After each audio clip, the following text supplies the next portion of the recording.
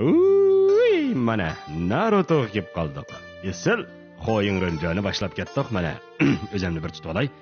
Yaxshimisiz do'stlar? Men sizlarning 100 tuvan xijiljon do'stinglar yandim bayon. Bugun sizlarga maktabda yaxshi o'qimay jamiyatga boldir chiqib olgan oq terikka g'azab kuchlik diplomni olmay turib kanat boshlig'i bo'laman degan bir yigitning hikoyasini so'zlamoqchi. Burunnisida qaysi burunki ish qilib yomon uzun burun bir kunlar burun bir ayollar uch lekin erlar g'azab amroq to'qqiz quyruqli tulki jindan birsi tuyuqsiz bir kanatga hujum qilib qoladi. Uni bir odam bo'ysundira oladi. U bo'lsa-mu Rambo. Xapamala, boshqa karton ketib qoldimi? Bu chaqda kanatning 4-avlod kadri charpaqiga minib paydo bo'lib, o'zini qurbon qilib, bolasining ichiga tulkini solab, pechatni silib dunyoga tinchlik qilib keladi. Shuning bilan bu bolaning hikoyasi mana boshlanib ketadi. Hikoyaning bosh personaji dadasi yo'g'on boshliq, opsi uzun choshliq, uyda yo'q tuzak ochliq, lekin har qaysi pirkalonlarning tarbiyalash ostida dunyoga dangliq bo'lgan vanzi yasash moyiri bo'lib yetishgan, ismi chiqmagandek suiqash tetib qo'sini ism qilib qo'yib olgan, chiroyiga old siziqni o'yib olgan, bekaga o'gir ichib to'yib olgan, dangliq notiq quruq gapchi haylasop Naruto. Okay, Naruto'ning tug'ilgan yurti o't ninja kenti bo'lib, ninja deganimiz chidamliqlar degan gap. Shunga Naruto burundilla g'azab chidaydigan bo'lib, eg'iz ishlatgani bo'ldigan ya bo'lsa, hargiz qo'l ishlatmaydi. Ashundaq bir yaxshi kunlar edi. Iruka muallim bolalardan boshlang'ichni bitirish imtihoni ilyotdi. Ya'ni ko'pish hunardan sinov imtihoni ilyotdi. Ha? Ko'pish hunari nima bilaman-ku. Shu naytkas 9 oydak saqlab qoldigan ish bu. Lekin bularning ko'pish hunari ajoyib tez ko'payib, ajoyib tez yo'qaydigan bir xil hunar. Naruto ko'payishni qamlashtira olmaydi. Lekin o'zgarish maharati cho'nglarning birdak olqishiga uchraydi. Bu bani sadadis kimishni. Lekin bundaq ishlarni jiq ko'rib ketgan Iruka muallim buni imtihondan o'tkazmaydi. Imtihondan o'talmagan Naruto amalsiz imtihon savolini o'g'irlab chiqmoqchi bo'ladi. Hamda o'ngishli qoldi komotidek ko'payishni o'rganib oladi. Bu chaqda Mizuka degan oqchash Narutoni qaslab imtihon savolini bulg'ili keldi. Iruka bo'lsa o'zining otimiras vatvatligi bilan Mizukini to'sab Narutoni ta'sirlantirdi. Hey, Tulyobash, muallimimga yetishma. Gumpamga qara. Qaga binsin.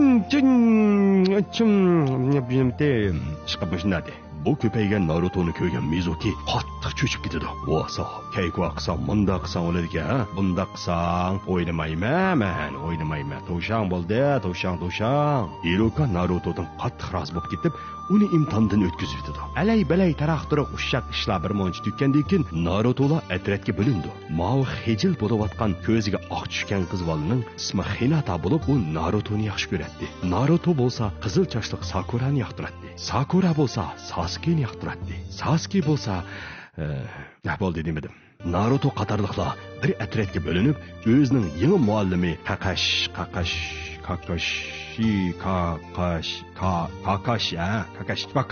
Kakashi bilan ko'rishdi. Isming nima bo'lib ketdi? Mening ismim Naruto. Men Hayzivang bo'lmoqchi. Sen Hayzivang bo'lasan, Luffy qalabaqanda. Oy, xapamang muallim. Boshqa karton ketib qopdimi? Men mushu o'tgantiga kanat boshlig'i bo'lmoqchi. Esel, yangziva, siz Joxon. Men Sakuragi Hanamichi. Oy, siz bo'lsangiz boshqa karton ketib qolmay, mush kartondan qisib o'tiring, ha? Men shu Sakura arzuyim. Majigitga xotin bo'lishim. Mundada. O'zi tushaytirib olgan bezgakchiray. Yaqila, senchi isming nima? Mening ismim Sasuke. Kichikgina turib nima qo'ydi senga geylikni? Ismim Sasuke deyaptimi? Munda degina. Esil bola ekansan, munda xo'p bola ekansan.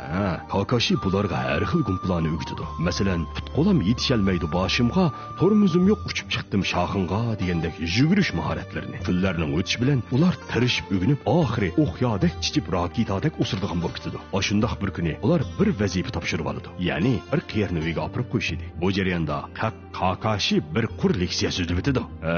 Si darajalik vazifa hech qanday dushman uchirmaydi. Shunga sizlarcha qo'rqmay menglar. Yeptiq tugmay turiblar. Tuyuqsiz nadim bir nimalar chiqib, Kakashini parchilib yetadi. Naruto bo'lsa, "Oh shit, endi ishtonga chichadigan bo'ldik-ku" deb turishiga Kakashi yana tuyuqsizlik paydo bo'lib kelib, bu dushmanlarning o'tini o'chirib yetadi. Mana bunday ishlar anda-sanda uchrab qoldi, hayron qolmanglar. Anda-sanda Narutolar yuqori darajalik ninjalarning yangisini mana tunji qitim ko'rishidi. Ular nishonga yetay deganda yana to'satdin. Hayron bo'lmanglar. Bu kartonda ashunda to'satdin bo'lgan ishlar yomonjiq. To'satdin bir niqobli zangdoch paydo bo'lib qoladi. Mana bu dangliq kasbiy qotil Savut Dabazaning jiroqtuqqini Momoshi Zabuza edi. Ko'pchilik diqqat qilinglar. Bu dangliq qotil Momoshi Dabaza. Men degan Momoshi Zabuza. To'g'ri, ham sen nimaga kelding Momoda Zabuza? Bo'ldi, Zabuzani davra. Birisi menga pul berib, "Avining qerining jinini olib kel" degan. Jinini og'ini kelganmi? Bu qerining bu yoshga kelganda nədiki jini bo'lsin? Janalardan izlab baq. Janallariga Kakashi bilan Zabuza bir qapas vahshiy chilishib etadi. Ishning sal yomon bo'layotganligini his qilgan Kakashi amal yo'q o'zining meytungsini ko'rsatib qattiq to'laydi. Maska taqab yurgan kunlarda kimning ko'zi chiroyli bo'lsa, shu uftudu. Darvaqa shundoq edi. Kakashi o'zining go'zalligi bilan ko'pchilikni qoyil qilib, Zabuzani zayya buza qilib qo'ydi. Lekin dal bu vaqtda yana ashundoq tuyuqsiz-chi? Bir niqobli odam Rintoni olib ketdi. Va bu bo'lmadi-ku. Ming taslikni doya qilib chaluvlar qilib qo'ysak, ma kelib birdamda changrin to'qsi bo'lamdi. Lekin Kakashilar uchun u hech nima emas edi.